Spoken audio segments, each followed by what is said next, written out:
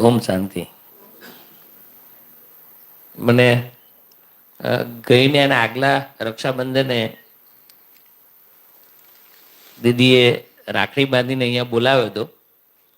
પછી કોરોનામાં 1 વર્ષનો તો ગેપ પડી ગયો અને આ ગયો ને આના આગલા સન્ડે દીદીનો ફોન આવ્યો કે આપણે ત્યાં જે બિઝનેસમેન આ કોરોના કાળમાં થોડાક સ્ટ્રગલિંગ મોડ પર છે અને સ્ટ્રેસ ફીલ કરે છે, એવા બિઝનેસમેન ઘણીવાર ક્યાંક ડિપ્રેશનમાં જતા રહેતા હોય અથવા તો ક્યાંક ખોટું સ્ટેપ પણ લઈ લેતા હોય. એવા બિઝનેસમેનને મોટિવેટ થાય, એવા બિઝનેસમેન જે મેન્ટલી સ્ટેબલ રહીને આવા સ્ટ્રગલિંગ ટાઈમમાં ટકી રહે, એના માટે આબુથી દીદી આવવાના છે. અને એમના એક એક્સક્લુઝિવ કે હું શિક્ષણ જગત સાથે જોડાયેલો છું, તો યંગ MS યુનિવર્સિટીના વિદ્યાર્થીઓ માટે પણ કોઈ કાર્યક્રમ કરવો હોય તો પણ કરીશું આપણે. એટલે હું કાર્યક્રમે સન્ડે એટેન્ડ કરવા આવ્યો. આબુથી જે દીદી આવ્યા હતા એમનું વક્તવ્ય સાંભળીને અમે પણ બિઝનેસ સાથે એસોસિએટ છે અને કોરોના કાળમાં એક સ્ટ્રગલિંગ મોડ પર હતા, પણ એ સાંભળ્યા પછી એક વસ્તુ 2-3 વસ્તુ એ બહુ સરસ ટચ કરી ગઈ મને કે કોઈ પણ પરિસ્થિતિ કેટલી કોમ્પ્લિકેટેડ છે, કેટલી વિકટ છે, એ આપણા દ્રષ્ટિકોણ પર આધાર રાખે છે. એટલે નાની બાબતમાં ગભરાઈ જવું, એની જગ્યાએ સામેવાળી ઘણી મોટી બાબત હોય તો પણ એને નાની ગણી અને હિંમતથી એનો સામનો કરવો અને ટકી જવું, એ બાબત મને ખરેખર બહુ ટચ કરી. સાથે સાથે એ જ દિવસે અહીંયાથી જાહેરાત થઈ હતી કે રાજયોગનો એક આવો કોર્સ હોય છે જે બધાએ કરવો જોઈએ. 23મી તારીખથી ક્યાંક શરૂઆત થતી હતી એ વખતે, અને મેં પણ એવું નક્કી કર્યું કે આ કોર્સ કરવો છે. સાથે જે મિત્રોએ કોર્સ કર્યા એ લોકોના ઓપિનિયન લીધા, તો ક્યાંક મંતવ્ય હોવા કે ભાઈ હસબન્ડ વાઈફ બંને સાથે કરો તો આ કોર્સ જે છે એ ઘરમાં પણ ઘણી શાંતિ રાખે ને ઘણા બધા એના બેનિફિટ થાય. પરિવારના જ મિત્રો બેઠા છે એટલે, અને પ્રભુના ઘરમાં બેઠો છું એટલે ખોટું નહીં બોલું, પણ ક્યારેક બિઝનેસમાં જુદી જુદી પ્રવૃત્તિઓ સાથે સાથે કનેક્ટેડ છે. તો સાંજે ક્યારેક વીકલી 1-2 દિવસ બહુ કહી શકાય કે ખોટી થોડી આદત પણ હતી. અને આ કોર્સ જોઈન કર્યાના પહેલા દિવસથી કદાચ બાબાના ઘરમાં છું તો એક અંદરથી જ એવી એ પ્રમાણેની અંદરથી પહેલા જ દિવસના એક કોર્સથી મને એવો અવાજ આવ્યો કે આ બધી વસ્તુઓ નિરર્થક છે, નકામી છે, ન હોવી જોઈએ. અને એ દિવસથી લગભગ એ વસ્તુઓ જે છે જેને લાઈફ ટાઈમ માટે મેં મૂકી દીધી છે અને ફરીવાર જે છે એ ક્યારેય કદાચ આ બાબત પર જવાની જરૂર નહીં પડે.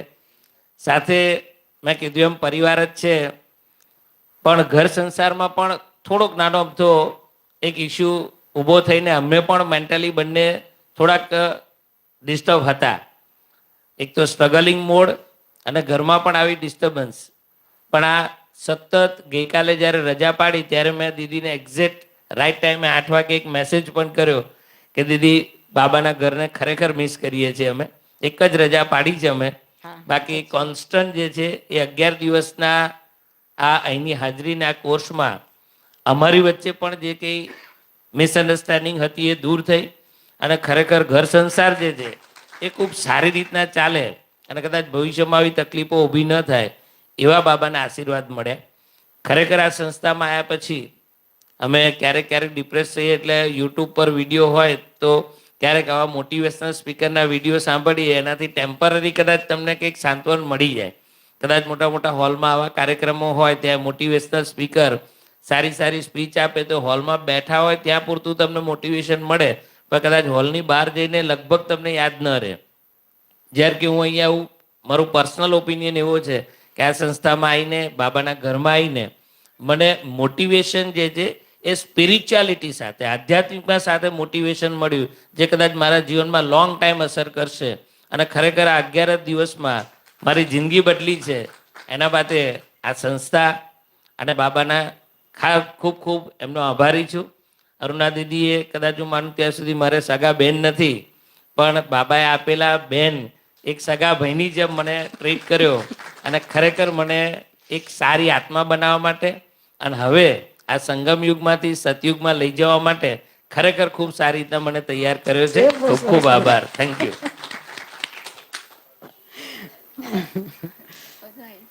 બધું આવી ગયું. કઈક તો બોલ રશ્મિ. ઓમ શાંતિ. દીદીને એવું કે દીદીનો ખૂબ ખૂબ આભાર. એક કહેવાય કે માતા પિતા બંધુ સખા સખી તરીકે કે બધી રીતે એમ અમને બહુ જ 10 દિવસ સારું જ્ઞાન આપ્યું. જીવનમાં જે મને કમી હતી એ મારી કમી પૂરી કરી છે. જાણે મારે એક ખોજ હતી, એક ભટકતી આત્માની ખોજ હોય કે સ્થિર થવા માટે, આઈ થિંક મને એ મળી ગયું છે અહીંયા. અને હવે નિયમ લીધો છે કે અમારી આત્મા નહીં ડગે. જઈ મારે જવું છે ત્યાં હું પહોંચીશ, એટલી હું સ્ટ્રોંગ બની છું.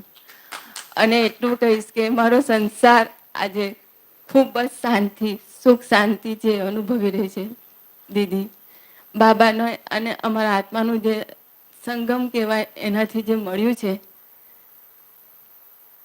અનબિલીવેબલ છે, એની કોઈ કલ્પના જ નથી. અને હું અહીંયા 10 દિવસ 11 દિવસ જે આવી, એમને મને એવું કીધું કે આ રીતે જવાનું છે. તો મેં કીધું જો હા લઈ જશો તો સંન્યાસી બની જશે, એમની જોડે જતી રહીશ. ચાલશે. કારણ કે ભટકતી આત્માને સ્થિર થવા માટે જે જોઈએ એ મળી ગયું એમ. પણ દીદીએ કીધું ને આપણે સંસારમાં રહીને આપણે આ સેવા આપવાની છે અને આપણું ધ્યેય પૂરું કરવાનું છે. એ તે કરવા માટે હું તત્પર છું. અને હું કઈ શબ્દ નહીં કહી શકું, પણ એટલું કહીશ કે હું એટલી બધી સ્ટ્રોંગ થઈ ગઈ છું. આ ખુદ મને એવું કહે છે કે તું અડધો કલાક રેસ્ટ કરને, અડધો કલાક. મને હવે થાક જ નથી લાગતો. સવારની ઉઠું છું હું, જેવી ઘરમાં આ સવારથી જે 7 વાગ્યાનું ઉઠું છું અને હવે તે મને કામ કરતી રહું, બેસતી જ નથી. રાતના 11 વાગી જાય, 12 વાગી જાય. આ મને ફરવા લઈ જાય ને આવી જાય તો ઘરમાં આવીને પાછી કામે વળગી. એટલે તને થાક નથી લાગતો, થોડો આરામ તો કર. મને થાક જ નહીં લાગતો સાચે. મને કે અહીંયા જઈને તારું મન સ્ટ્રોંગ થઈ ગયું લાગે છે. કેટલા વાગે દીદી હવે તમારી જોડે આવ્યા પછી તો 4 વાગે ઉઠી જાઉં છું. 4 વાગે ઉઠી અને તરત જ ધ્યાનમાં જતી રહું છું. કારણ કે તે વખતે મન બુદ્ધિ આ બધું એકદમ ક્લિયર હોય. તમારા માઇન્ડ બેડ થોટ્સ હોતા નથી જરાય. એકદમ તમારો માઇન્ડ ક્લિયર હોય, કોઈ વ્યક્તિનો બી વિચાર તમને આવતો નથી. તો પરધામમાં જતા વાર નથી લાગતી, તરત ડાયરેક્ટ જ જતું રહેવાય છે. કોઈ વિચાર થોટ્સ આવતા જ નથી. આમ પછી 10-15 મિનિટ મેડિટેશનમાં ગયા પછી સૂઈ જાઉં છું અને 7 વાગે મારી આંખ ખુલી આમને ઉઠાડું છું 5 મિનિટ. પણ હું મારા કામે વળગી જાઉં છું. સીધા રાતના 11-12. આપણે ફેમિલીમાં છે, બાળકો છે, એટલે ક્યાં સમય જતો રહે આપણને ખબર જ નહીં પડતી અમને. પણ જે પહેલા થોડો થાક લાગતો હતો, એવું થાય કે અડધો કલાક બેસી જાઉં, પગ દુખે છે, કશું જ નહીં, કશું જ નહીં. એટલી ચેતના, એટલું શરીરમાં સ્ટ્રોંગનેસ એટલી ફીલ કરું છું એમ. બસ બાબાની કૃપા. મન બુદ્ધિ માંથી નેગેટિવિટી જતી રહે તો હલકા થઈ જવાય ને, થાક ન લાગે પછી. અને 10-11 દિવસ આવી એમ. અને હું કહું ને કે અમને એવું જ કીધું કે દીદીને ત્યાં આવીએ છે ને તો હું આ તો મારો પર્સનલ કહું છું કે દીદીને કે હું તને દરરોજ બહાર જમવા લઈ જઈશ, તને પ્રસન્ન. અને એક કહેવાય ને એક લેડીઝને જે જોઈએ ને પતિનો પ્રેમ બધું 11 દિવસમાં એટલું બધું આપ્યું કે મારું વધારે પડતું મન પરિવર્તિત થઈ ગયું અને મને જે જોઈતું બધું મળી ગયું. બહુ હેપી રાખી. ઓમ શાંતિ. નિખાલસતાથી બધું બોલી દીધું એને કે શું જોઈએ જીવનમાં. ખાસ આવું પરિવર્તન સાથે મેં બાબાના ઘરનો અરુણા દીદીનો તો આભાર વ્યક્ત કર્યો, પણ અમને અહીંયા સુધી લાવવા માટે નિમિત્ત બન્યા છે અમારા પ્રમુખ શ્રી ડૉક્ટર વિજયભાઈ શાહ. તો એમનો પણ ખૂબ ખૂબ આભાર. અને ખાસ ઘણા બધા દીદી બહેનો બેઠા છે. ઘરનું લગભગ એક પણ કામ જાતે નહોતી કરતી. આજે ઘરનું એક પણ કામ બીજા કોઈને નથી કરવા દેતી.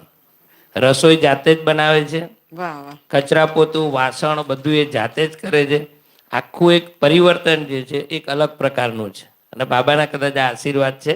અને ખરેખર જે છે અમે બંને અમારી પર્સનલ લાઈફમાં આટલા હેપી છીએ અને અમારી બિઝનેસ પ્રોફેશનલ લાઈફમાં કોન્ફિડન્ટલી અમે કોઈની પણ સાથે એક નાનું મારું એક ડીલ બહુ વખતથી ચાલતું હતું. આ 10 દિવસના કોર્સમાં એવું કંઈ શીખ્યો હું કે જેના કારણે ડીલ કરવા જ્યારે હું પરમ દિવસે બેઠો તો લોંગ એક 2.5-3 કલાકની મિટિંગ ચાલી, પણ 2.5-3 કલાકની મિટિંગમાં એ ડીલ હું ફાઇનલ કરાવીને જ રહ્યો. વાહ વાહ. અને એ વખતે બસ મારા ધ્યાનમાં એક જ હતું કે પરમધામમાં જઈ આવા નાના મોટા કોઈ બી કામ કરવા હોય, બાબાની સામે ઈચ્છા વ્યક્ત કરીને બાબાને સાથે લઈને જવાનું છે. કોન્ફિડન્ટલી પોઝિટિવ વિચારો કરવાના છે, હકારાત્મક વિચારો કરવાના છે કે આ કામ મારું થવાનું જ છે. અને એવા જ કોન્ફિડન્સ સાથે મિટિંગ કરવાની, બાબાને સાથે રાખવાના. ખરેખર એ મિટિંગમાં મારો પર્સનલ એક્સપિરિયન્સ એવો છે કે જે મિટિંગ કદાચ 3-3.5 મહિનાથી અમે ડીલ ફાઇનલ નહોતા કરી શક્યા, એ 2.5-3 કલાકની મિટિંગમાં એ બહુ પ્રોપરલી જે છે ડીલ ફાઇનલ સુધી હું લઈ આવ્યો છું. એ બદલ પણ બાબાનો ખૂબ ખૂબ આભાર. Thank you. Thank you Baba, thank you.